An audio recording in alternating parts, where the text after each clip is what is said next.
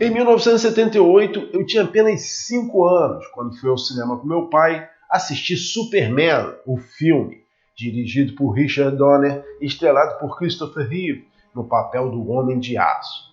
Esse filme, junto com sua sequência, Superman 2, de 1980, marcou meu imaginário para sempre. Apesar de não ser o primeiro filme de super-heróis da história, foi o primeiro a retratar um personagem dos quadrinhos de forma realmente convincente. Com efeitos visuais inovadores e elementos de ficção científica, tornou-se um sucesso de crítica e de bilheteria, chegando a ser indicado ao Oscar e vencendo na categoria de melhores efeitos visuais. Richard Donner, um diretor, produtor e roteirista icônico, também é conhecido por outros clássicos, como A Profecia, de 1976, Os Goonies e Os Fantasmas Contra-Atacam. Além disso, ele foi responsável pela inesquecível Máquina Mortífera, de 1987, e suas sequências, estreladas por Mel Gibson e Danny Glover. Curiosamente, quem começou como estagiário e assistente de Richard Donner foi Geoff Johns, que mais tarde construiria uma carreira brilhante nos quadrinhos. Geoff Johns estreou no mundo das HQs escrevendo Stars and STRIPE e em 2006, em parceria com Donner, coescreveu a história O Último Filho para o Superman na DC Comics. Naquela época, Geoff Johns já havia renovado Lanterna Verde com grande sucesso, quando assumiu uma fase marcante do Superman na Action Comics.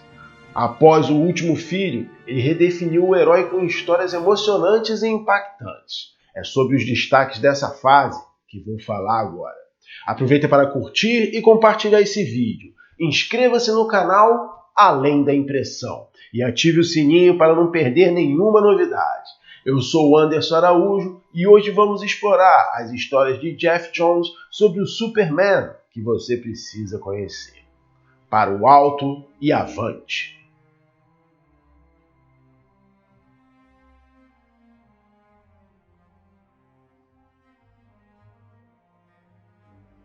O Último Filho, escrito por Richard Donner e Geoff Johns, traz fortes conexões com o clássico Superman filme de 1978. Com ilustrações de Adam Kubert, essa história recupera os elementos icônicos, como a Zona Fantasma, a Fortaleza da Solidão e os cristais que narram a história de Krypton. Além disso, reintroduz o General Zod, Ursa e Non, um trio de kryptonianos presos na Zona Fantasma por Jor-El, interpretado por Marlon Brando no filme de 1978, que também são os principais vilões de Superman 2. A trama de O Último Filho explora as origens do Superman de maneira emocionante. Tudo começa quando outra nave kryptoniana cai, desta vez em Metrópolis, trazendo uma criança de Krypton. Isso abala a ideia de que Superman e Supergirl eram os últimos sobreviventes de seu planeta natal. Mas os autores não se limitam apenas às referências dos filmes. Além de Lex Luthor, a história apresenta outros vilões clássicos como o Bizarro, Parasita e Metalo, um homem com um coração de kryptonita.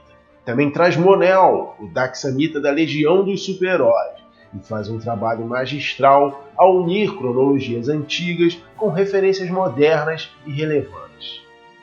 Nesta história, Superman não enfrenta apenas 3 kryptonianos, mas uma verdadeira horda de criminosos que escapam da Zona Fantasma e neutralizam a Liga da Justiça. Isso força o Homem de Aço a tomar uma decisão inusitada: unir forças com Lex Luthor, o único com conhecimento e armas suficientes para enfrentar kryptonianos. A dinâmica entre Superman, Luthor e os vilões cria momentos memoráveis com inimigos históricos de Superman fazendo a festa ao eliminar kryptonianos. Além da ação, O Último Filho também aborda questões mais íntimas, como o casamento de Lois Lane e Superman, e as dificuldades do casal em ter filhos, devido à fisiologia alienígena do herói. A história aprofunda a humanidade de Superman e reforça porque ele é um símbolo tão poderoso. Geoff Johns, ao longo de suas histórias, amarra conceitos, personagens e elementos fundamentais da mitologia do Superman. Entre 2007 e 2008, na Action Comics, ele trouxe de volta a Legião dos Super-Heróis. um grupo que surgiu nos anos 1950, ambientado no século 31, e que representava esperança e diversidade, inspiradas no Superman.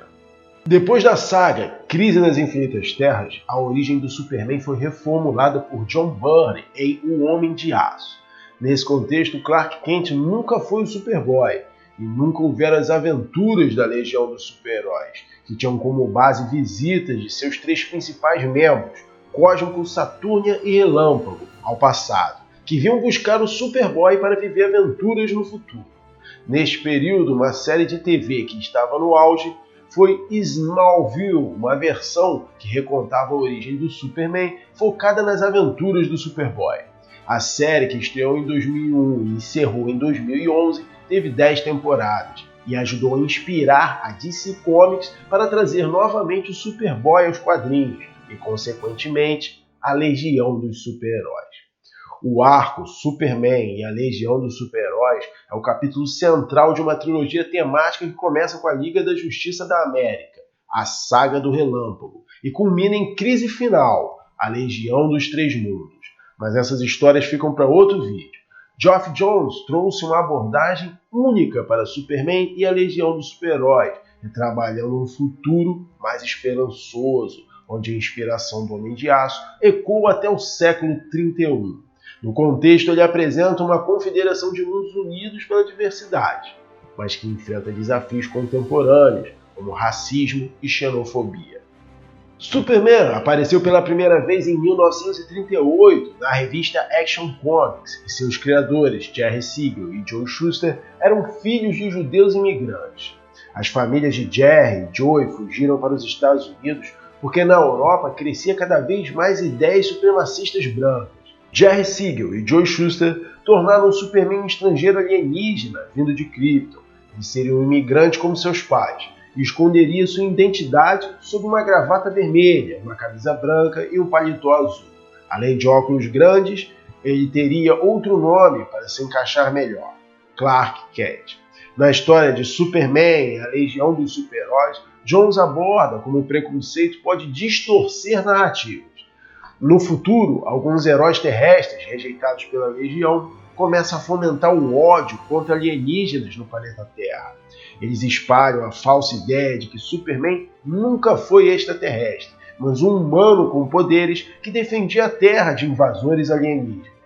Isso obriga a Legião a trazer Superman para o futuro, a fim de restaurar a verdade e enfrentar esse discurso de ódio. Um ponto que se destaca nesta fase é a parceria de Geoff Johns com o ilustrador inglês Gary Frank. Frank desenha o Superman com o rosto de Christopher Reeve, o eterno Superman do cinema.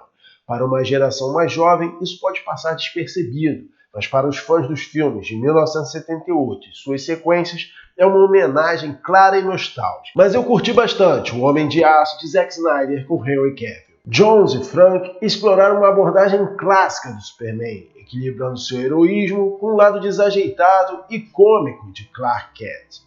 Esse contraste adiciona camadas à dualidade do personagem. Em 2008, a dupla entregou outro marco nas páginas de Action Comics: Superman Brainiac. Essa história mergulha nas origens alienígenas de Clark Kent, enquanto ele enfrenta uma batalha épica contra uma das encarnações mais marcantes de Brainiac. Diferente de versões anteriores, este Brainiac é um colecionador intergaláctico que pilota uma nave em forma de crânio e deseja adicionar Superman à sua coleção. A história contrapõe a humanidade de Superman com o puro intelecto frio e calculista de Brainiac. O arco Superman Brainiac traz uma verdadeira invasão de máquinas à Terra, forçando Superman a viajar pelo universo para enfrentar o vilão, enquanto Supergirl assume a responsabilidade de proteger o planeta. A jornada espacial de Superman se torna uma analogia de sua viagem original de Krypton para a Terra, explorando temas de pertencimento e dever. Nesse arco temos interações significativas com personagens icônicos da mitologia do Superman, como a equipe do Planeta Diário. É nesse jornal que Clark Kent encontrou Perry White, Lois Lane, Jimmy Olsen, Catherine Grant, Steve Lombard e Ron Trupp. Todos fundamentais na construção do herói como figura pública e como humano. A história também ressalta a importância da família Kent, Jonathan e Martha, que moldaram o caráter de Clark. Paralelamente, vemos Supergirl enfrentando seus próprios medos enquanto lida com a ameaça de Brainiac. Uma das situações mais icônicas é a cidade de Kendall, reduzida por Brainiac para sua coleção de cidades engarrafadas, com o Metrópolis sendo sua próxima vítima. O desfecho de Superman Brainiac é trágico e, ao mesmo tempo, profundamente significativo, reforçando elementos essenciais da mitologia do herói. Refletindo sobre as melhores histórias do Superman, muitas delas parecem estar ligadas à exploração de suas origens. Desde a icônica Action Comics número 1, onde Jerry Siegel e Joe Shuster introduziram o herói ao mundo, até Superman número 1, que expandiu sua origem. Ou ainda O Homem de Aço, de John Byrne, que recontou uma história após Crise nas Infinitas Terras em 1986. Em 2003, Mark Waid e Lane Yu apresentaram uma abordagem alternativa com o Legado das Estrelas, onde Jonathan Kent, inicialmente, reluta em permitir que Clark se revelasse ao mundo como Superman. Apesar de ter conquistado muitos fãs, chegando até a superar a versão de Byrne para alguns, a DC Comics decidiu que a nova geração merecia uma origem renovada para um de seus maiores ícones. 6 anos depois, Geoff Johns e Gary Frank criaram Superman, Origem Secreta, uma releitura dos primeiros dias do herói. A obra presta homenagem ao filme de 1978, incorporando elementos visuais e narrativos que remetem a Christopher Reeve e ao elenco icônico, e traz uma versão oficial e definitiva da origem do Superman para aquele momento. A história explora a infância difícil de Clark Kent, sua luta para entender seus poderes, a descoberta de sua origem kryptoniana e os desafios de guardar seus segredos. A solidão de Clark é apresentada com sensibilidade enquanto ele enfrenta o medo de ser diferente. O arco inclui sua vida em Smallville, a amizade com Pete Ross, o romance com Lana Lang e até mesmo a presença de seu supercão Krypto. A interação com a Legião dos Super-Heróis é destaque, assim como a introdução dos efeitos da Kryptonita, que não só enfraquecem Clark, mas também geram mutações, como no caso do Parasita. E até explicam a calvície de Lex Luthor, que conhece Clark na sua juventude em Smallville, uma referência inspirada na série Smallville. Na chegada ao Planeta Diário, vemos o início da amizade com Jimmy Olsen, o encontro com Lois Lane e a recriação da clássica cena do helicóptero, ilustrada com maestria por Gary Frank, assim como a famosa cena do beijo do filme, em que Superman quase dá o primeiro beijo em Lois Lane, mas Jimmy Olsen chega e empata tudo. A arte envolvente de Frank, complementada pelas cores de John Siebel, eleva cada página, criando uma experiência visual memorável. Só lembrando que em 2011 houve um reboot na DC, com os Novos 52, e essa origem durou pouco. Grant Morrison trazia um novo Superman que protegeria a classe trabalhadora contra as megacorporações. Mas assim como antes dos 952 temos a morte do Superman, o Superman dos 952 também morre, e um novo caminho é tomado pela editora, conhecido como Renascimento, onde descobrimos que o Superman ainda está vivo, mas não o dos 952, o que mais para frente chamariam de o verdadeiro Superman. A dupla Geoff Johns e Gary Frank, desta vez com as cores de Brad Anderson, retornam para reforçar a imagem do Superman de antes dos 952, com o relógio do juízo final, onde Superman confronta o Dr. Manhattan de Watchmen. O objetivo era ambicioso, conectar o universo de Watchmen ao da DC, explicando o fim dos 952 e lançando as bases para o Renascimento. O encontro entre Superman e Dr. Manhattan é marcante, mostrando como o Homem de Aço, símbolo de esperança, inspira até mesmo o ser quase onipotente de um universo caótico e sem heróis. Esse confronto culmina em Manhattan, criando condições para um novo Superman, representando um futuro mais otimista para ambos os universos. Além disso, foram exploradas outras origens marcantes do Superman. Superman Ano 1, de Frank Miller, que fica meio restrito ao universo criado por Miller lá em Cavaleiro das Trevas. Superman, alienígena americano, de Max Landis, focado mais no homem Clark Kent do que no herói Superman. Superman, Terra 1, de J. Michael Straczynski e Shane Davis, onde o General Zod é visto como um aliado dos Estados Unidos em meio ao temor pelo herói. Entre a Foice e o Martelo, de Mark Millar e David Johnson, que imagina a nave do Superman caindo na União Soviética em vez do Kansas. E as 4 estações, de Jeff Loeb e Tim Sale, que reconta a origem do herói reformulado por John Byrne sob perspectivas de diferentes pessoas.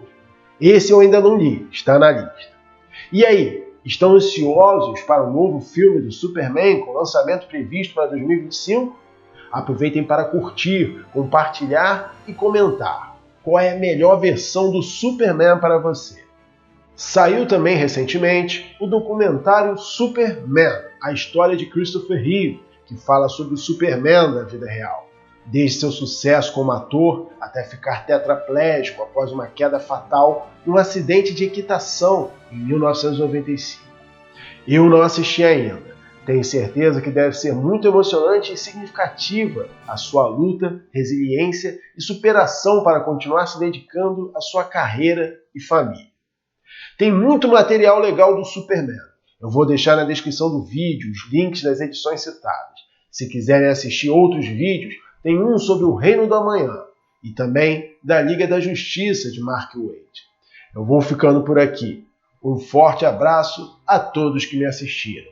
Curtam, compartilhem e se inscrevam no canal. Até o próximo Além da Impressão.